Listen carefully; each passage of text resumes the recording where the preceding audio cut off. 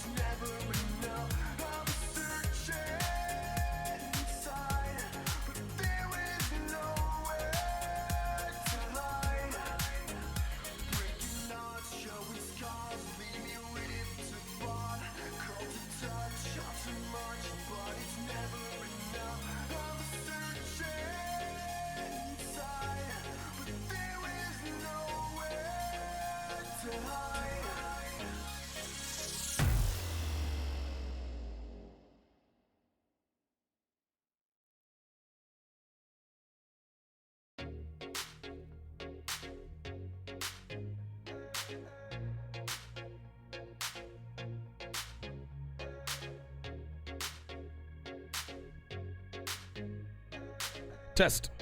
Test. Test.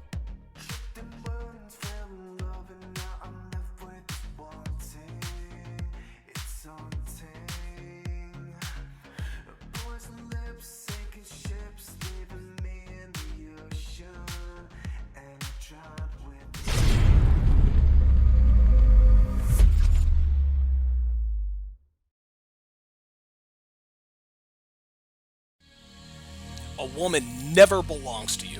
It's just your turn. You lost your edge, she lost attraction for you. That's how it works. What'd you think she was gonna do? Tell you she cheated? Men cannot afford to get complacent in relationships. Get your fat ass off the couch, start lifting weights, and learn game. You're welcome. And now your man, Donovan Sharpe. What's up, guys? It's your man, Donovan Sharpe, and welcome to the 452nd edition of TSR Live, your daily dose of red pill truth, wisdom, and awareness. It is Friday, May 17th, 2019.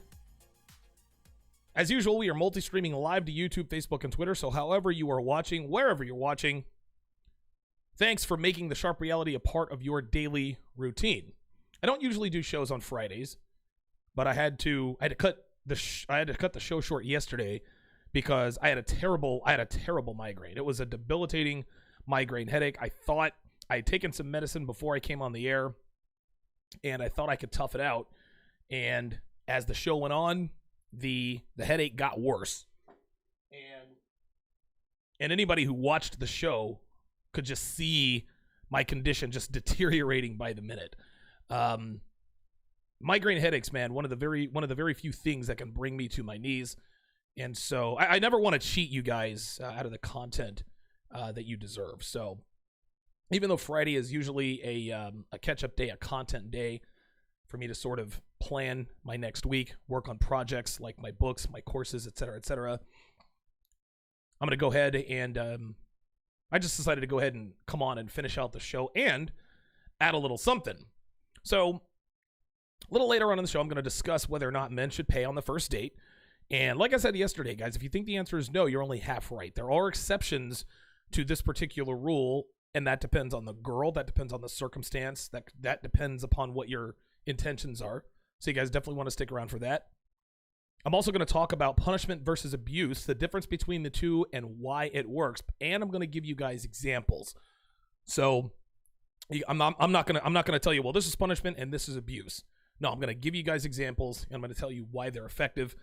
And finally, at 3:30 Eastern, I will be joined by the Godfather himself, Rollo Tomasi, to answer the question, do women invest in potential, or do they wait at the finish line and fuck the winners?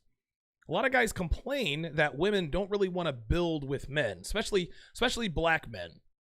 Black women have a reputation for not wanting to build with a man. Black women have a very bad reputation for waiting at the finish line and fucking the winners. They're not interested in building. They're not interested in helping you on your journey. Not that it's necessary, but women in general, most of them tend to want a finished product. And Rollo wanted to talk about that today on my show, and I'm very, very much looking forward to talking with him a little bit later on. So you guys definitely don't want to miss that. But I'm going to start today's show by giving you guys a few telltale signs your girl has hoe tendencies, meaning she's a slut, meaning she's looking to cheat on you as soon as she gets the chance.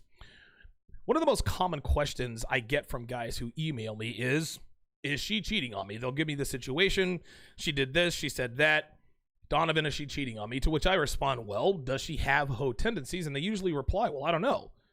These are the guys that girls get over on. Now, I want you guys to keep in mind that hoe tendencies, they're a little bit different from slut tells. Slut tells are things that you observe in a woman that verifies that she's a bona fide slut. Tattoos, piercing, green hair, she lives alone, she works at a meathead gym, she works at a call center, and so forth. But hoe tendencies, in the book of Donovan Sharpe, they're loosely defined as habits that a girl has that she cannot let go even when she gets into a relationship. In other words, she still acts like she's single even though she's got a boyfriend or a husband in a long-term relationship. In other words, the car has been sold, the car has an owner, but it's driving around town with a for sale sign on it with the phone number just in case somebody calls offering a higher price than the current owner purchased that car for.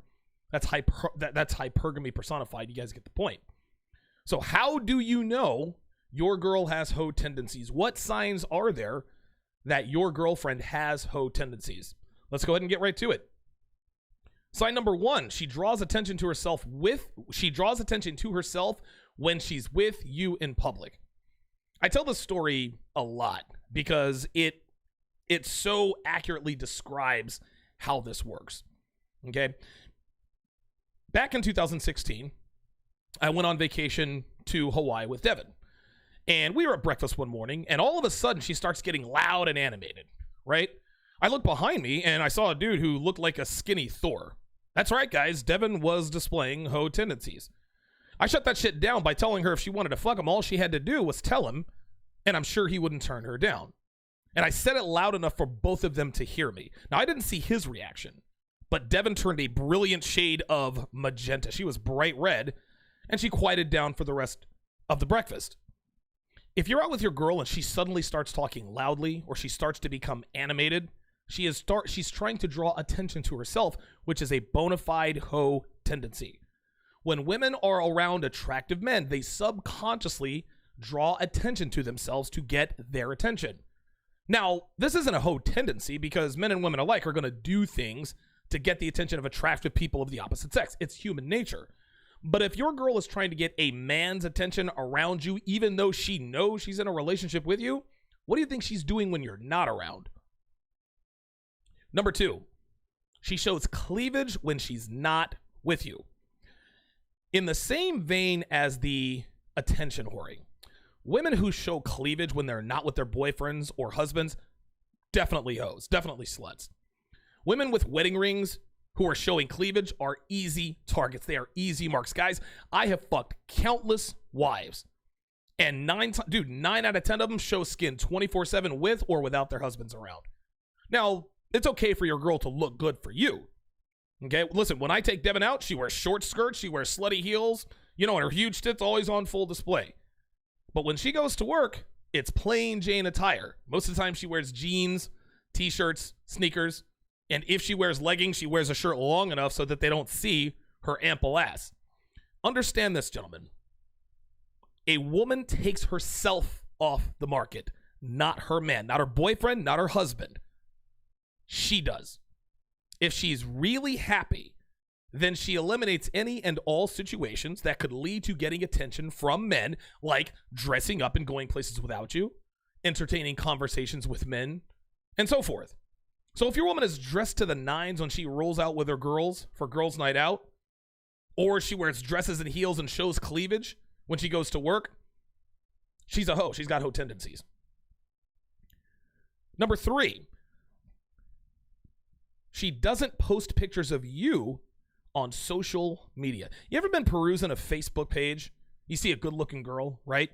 You see all kinds of booty pictures, cleavage pictures, all that other kind of stuff. Then you go to her relationship status, and it's either hidden, or it says, ask me, or it says, it's complicated. Guys, you've got yourself a hoe.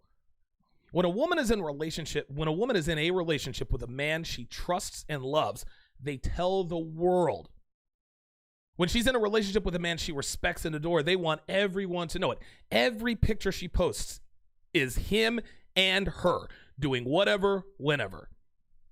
Women love to see that she's been chosen by a man of value. When she is proud of her boyfriend, she makes sure everybody knows this. And of course, the place they do it the most, social media.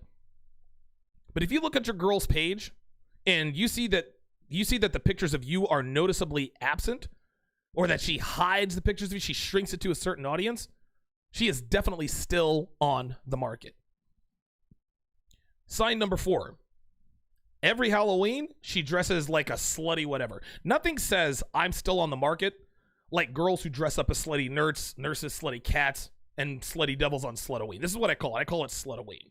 Slutoween is the perfect holiday for girls who want to basically hang their for sale signs around their necks when they prance around with their boyfriends or husbands pretending to belong to them, wearing next to nothing. Now, I'll admit, okay, this Halloween, I'm going to dress up as Clark Kent. I'm going to have the fedora, the glasses, the Superman shirt underneath, the button-down shirt, while Devin is going to dress up as sort of a hot Lois Lane.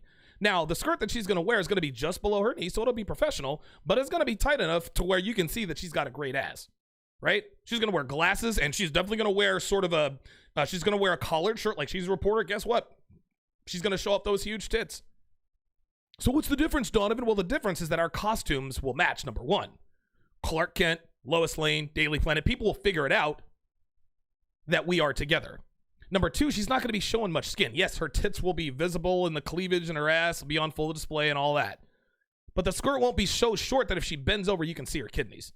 It'll be sexy, yet it will be tasteful, and it will clearly match my costume, which shows the world that we are together. But when you see a dude dressed up as Tarzan and his girlfriend is dressed as a slutty nurse, that bitch is looking for dick. If you see a guy dressed as a doctor and his girl is dressed as a slutty devil, she's still on the market, guys. Both of those girls have hoe tendencies. And if your girl's costume doesn't match yours and she's showing way too much skin, your girl has hoe tendencies as well. You can believe it. Number 5, she greets every guy she knows with a hug. Now, this is an obvious sign of a female with hoe tendencies. First off, she's got a lot of friends that are dudes, right? Secondly, if she's greeting them all with hugs, chances are these dudes have fucked her at some point in time, meaning they could fuck her at any time, whether she has a boyfriend or not. And we see this all the time, right? Girls who hug all their guy friends. Get this, guys, not all hugs are created equal. If a guy she hugs is in her friend zone, she'll give him that sort of one arm half hug for about a half a second. But if she puts both arms around him and thrusts her pelvis into his, she's still on the market, and she is hoping that dude is the potential buyer. If you guys want to watch the rest of the show, go to Donovan Sharpe/live. Again, that is Donovan Sharpe/live. I'm putting it in the chat right now, and follow that link. Again, if you want to know what the last 3 hoe tendencies are, the difference between punishment and abuse and why it works, whether or not you should pay on the first date, and my interview with Rollo Tomasi, go to www.donovansharpe.com/live. Don't go anywhere, guys. We'll be right back.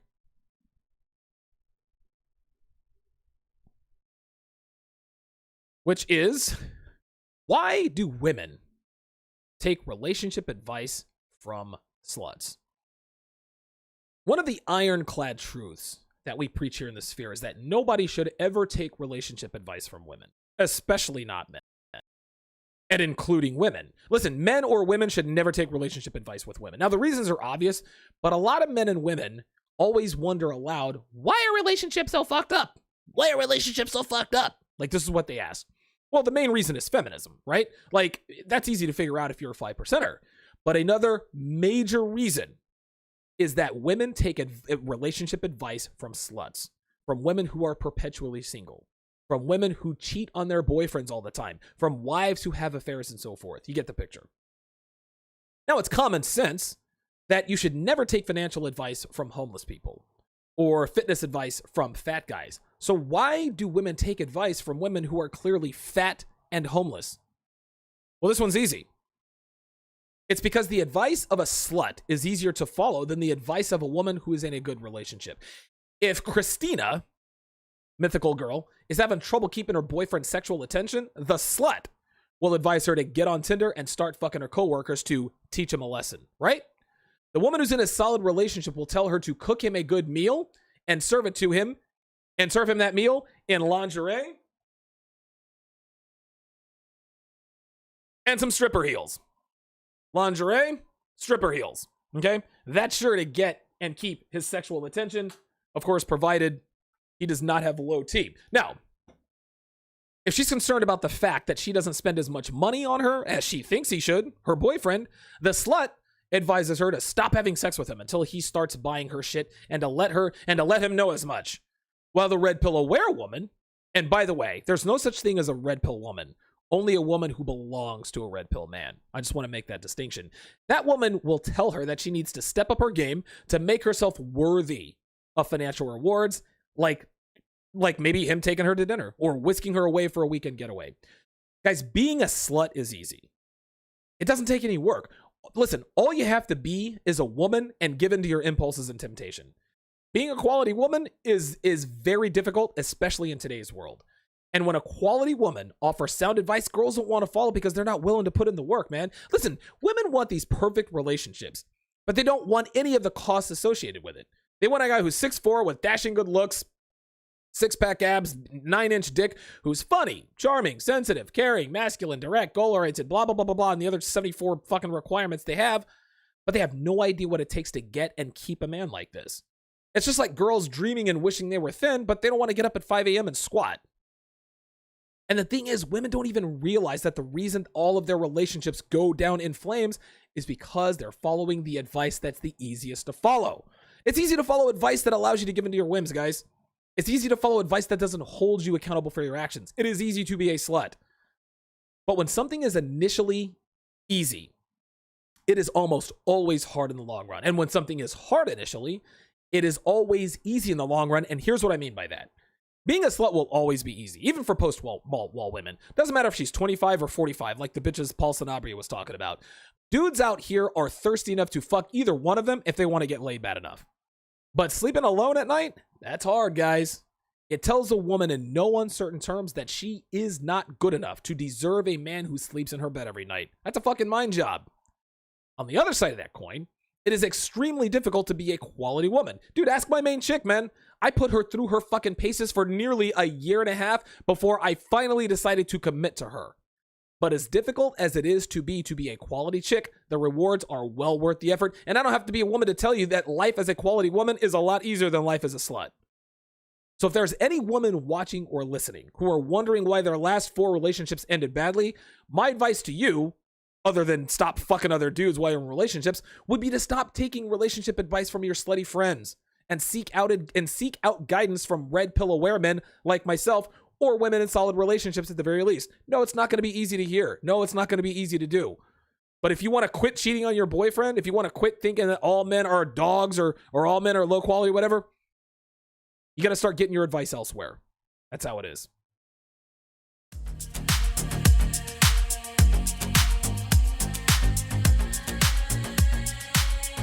Welcome back to episode 452 of TSR Live, your daily dose of red pill truth, wisdom, and awareness. It is good to have you guys back on a Friday. As I stated before, if you want to watch the rest of the show, go to donovansharpe.com/live. Again, that is www.donovansharpe.com/live as we say goodbye to our YouTube.